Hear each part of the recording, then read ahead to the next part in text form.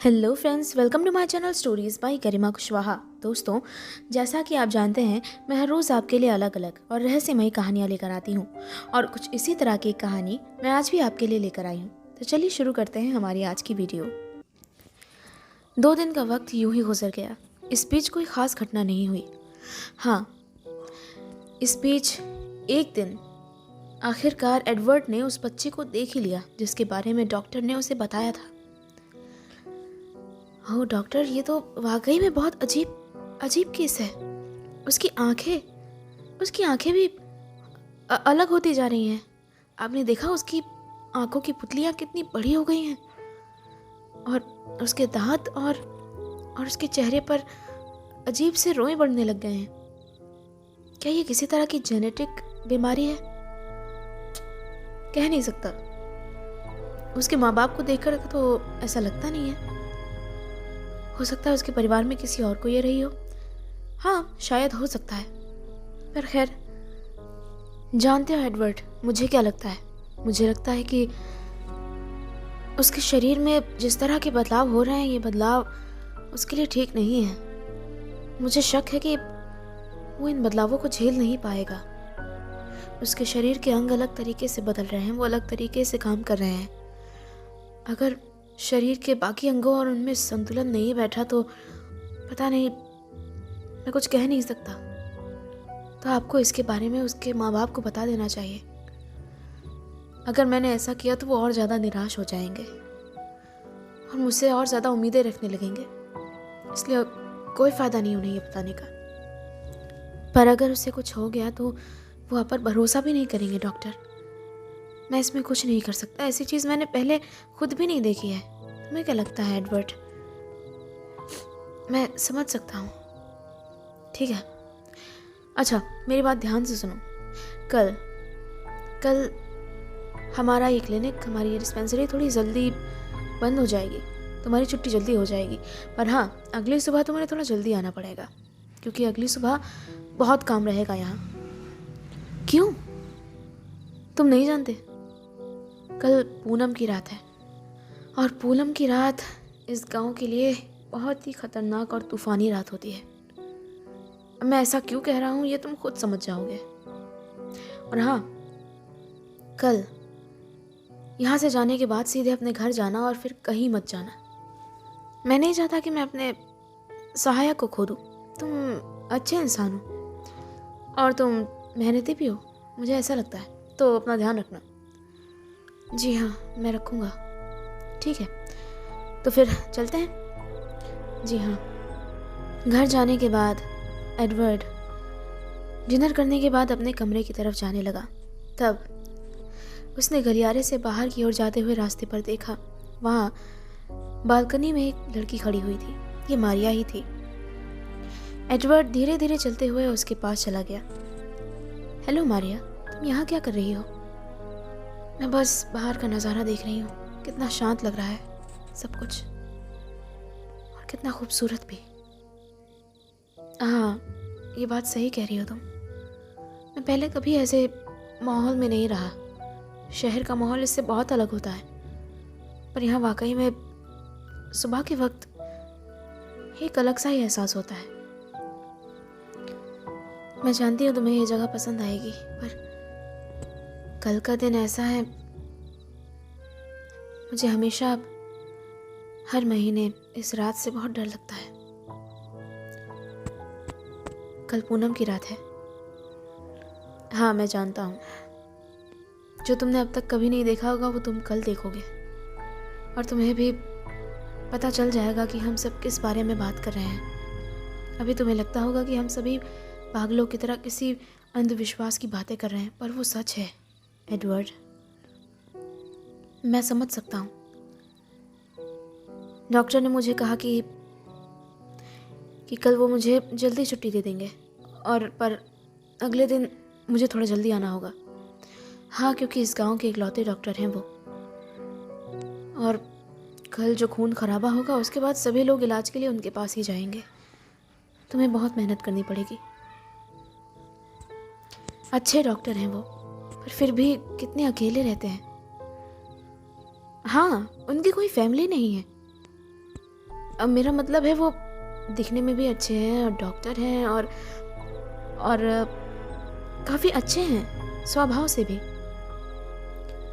पता नहीं वो यहाँ अकेले ही रहते हैं, पता नहीं कितने सालों से। देखा जाए तो उन्होंने खुद को अच्छे से मेंटेन कर रखा है। मेरा मतलब है मैं उन्हें काफ़ी दिनों से यहाँ देख रही हूँ और कोई भी नहीं जानता कि वो यहाँ कब आए, उन्होंने यहाँ कब से रहना शुरू किया। इस बारे में किसी को ठीक से नहीं पता। उनका कोई परिवार नहीं है, वो अकेले रहते हैं। उनसे मिलने जुलने भी कोई नहीं आता। सालों हो गए, मैंने तो कभी किसी को नहीं देखा। ये अजीब बात है। हाँ, पर खैर जाने दो इन बातों को। तुम कल अपना ख़ास ख्याल रखना और प्लीज़ हमारी बातों को झूठ मान के कहीं इधर उधर मत चले जाना। हम जो कुछ भी कह रहे हैं वो सच है।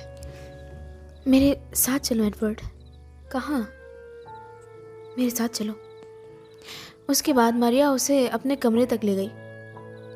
यहाँ आओ।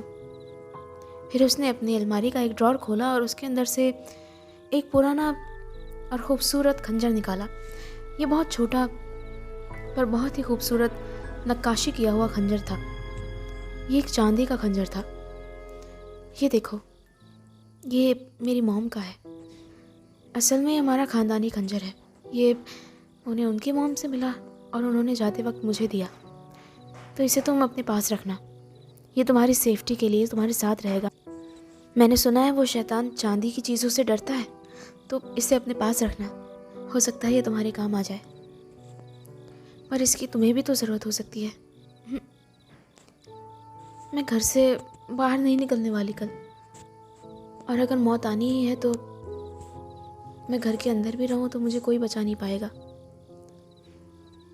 ऐसा नहीं है, तुम ऐसा मत सोचो। किसे पता।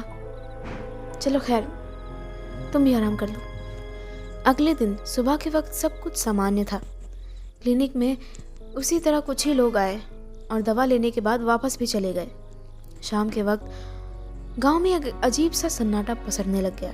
गांव के लोग जल्दी ही अपनी दुकान और कारोबार बंद करके घरों की तरफ वापस जाने लग गए। डॉक्टर ने भी ठीक ऐसा ही किया। उन्होंने सूरज ढलने से पहले ही अपना क्लिनिक बंद कर दिया और अपने घर की तरफ चले गए। एडवर्ड भी वापस मिस मार्था के घर की तरफ चला गया। वहां जाने के बाद उसने चाय पी और फायर प्लेस के पास जाकर बैठ गया। वहां मारिया भी बैठी थी और मिस मार्था भी वहीं बैठी थी, और आज किस्मत से उनके हस्बैंड भी उनके साथ थे, तो पूरा परिवार वहीं इकट्ठा बैठा हुआ था। दरवाजे और खिड़कियां अच्छे से बंद कर दो, घर की सारी रोशनी बंद कर दो। सिर्फ यहाँ फायर प्लेस पर आग जलेगी और कहीं भी नहीं। और ध्यान से, कहीं एक भी रोशनी जलती हुई ना छूट जाए। हाँ, मैं भी बंद करती हूँ। मैं तुम्हारी मदद करवाता हूँ, एडवर्ड ने कहा। घर की सारी रोशनी बुझा देंगे? ऐसा क्यों करेंगे? ऐसा इसलिए क्योंकि रोशनी नहीं होने से हमारा घर शैतान की नज़रों में नहीं पड़ेगा। पर फिर फायर प्लेस में आग क्यों? वो इसलिए कि अगर बदकिस्मती से वो यहाँ आ जाए तो हम उसे आग से भगा सकते हैं, और थोड़ी बहुत रोशनी तो हमें भी चाहिए। हाँ, खिड़की और दरवाजे पर ये लकड़ी अच्छे से लगा दो एडवर्ड, ताकि वो आसानी से ना खुल पाए। ठीक है। इसके बाद धीरे धीरे गांव का सन्नाटा गहराने लगा और उसके बाद लोगों की चीख पुकार की एक लहर सी उठने लग गई, जो धीरे धीरे उन सभी के करीब आती चली गई। ये आवाज़ गांव में हर जगह से आ रही थी। कोई नहीं जानता था कि अगला शिकार कहाँ हो रहा है। बस भेड़ियों की एक ज़ोरदार हुंकार और उसके बाद किसी न किसी की चीखने की आवाज़। हर तरफ चीख पुकार मच चुकी थी। मिस मार्था, एडवर्ड और उनका पूरा परिवार वहाँ इकट्ठा होकर ये सारी आवाज़ें सुन रहा था। पूरे घर में सन्नाटा फैला हुआ था और रोशनी का एक कतरा भी बाहर से अंदर नहीं आ रहा था। तभी अचानक एक दिल दहला देने वाली आवाज़ ने उन सबको चौंका दिया। ये भेड़िए की चीखने की आवाज़ थी, जो उनके बहुत ही करीब से आ रही थी। ऐसा लग रहा था मानो वो शैतान उनके दरवाजे पर आकर खड़ा हो गया हो और चिल्ला रहा हो और किसी भी पल उन पर हमला करने वाला हो। पर खुशकिस्मती से कुछ ही देर बाद उन सभी ने पंजों की खड़कने की आवाज़ सुनी और ये आवाज़ें धीरे धीरे दूर होती चली गईं। धीरे धीरे किसी तरह वो मनहूस रात कटी और अगली सुबह उन सभी ने चैन की सांस ली। दरवाजे और खिड़कियां खोले गए और बाहर का नज़ारा देखा गया। बाहर आसपास के घरों में लोग अपना सामान समेट रहे थे, हर वो घर जहां उस शैतान ने हमला किया। सुबह के तकरीबन 5 बजे होंगे। एडवर्ड जल्दी ही तैयार होकर डॉक्टर की डिस्पेंसरी चला गया। वहां जाने के बाद उसने देखा डॉक्टर पहले ही उसका इंतज़ार कर रहे थे। ओह, तुम तो वाकई जल्दी आ गए, अच्छा किया। लोग आने शुरू हो गए हैं और तैयार हो जाओ।